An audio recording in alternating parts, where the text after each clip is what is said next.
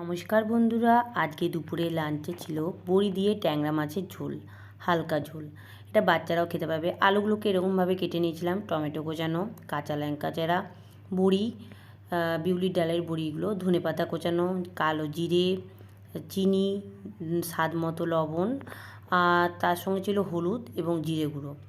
প্রথমে আমি মাছগুলোকে ভালো করে হলুদ নুন দিয়ে মাখিয়ে সেগুলোকে আমি ভেজে নিয়েছিলাম। ভেজে নেওয়ার পর বড়িগুলোকে ভেজে নিয়েছিলাম, হালকা লালচে কালার আসার পর সে বড়িগুলোকে তুলে নিয়ে তারপরে আমি দিয়েছিলাম ফোড়নের মধ্যে কালো জিরে এবং কাঁচা লঙ্কা। তারপরে আমি আলুগুলোকে ভেজে নিয়ে ভালো করে স্বাদ মতো নুন, টমেটো দিয়েছিলাম, তার মধ্যে নুন চিনি স্বাদ মতো দিয়ে জিরে দিয়ে একটু কষিয়ে নিয়ে জল দিয়ে দিয়েছিলাম। জল দেওয়ার পর আলুগুলো যতক্ষণ না সেদ্ধ হচ্ছে ততক্ষণ ঢাকা দিয়ে ফোটানোর পর তারপরে আমি মাছগুলোকে দিয়ে দিয়েছিলাম।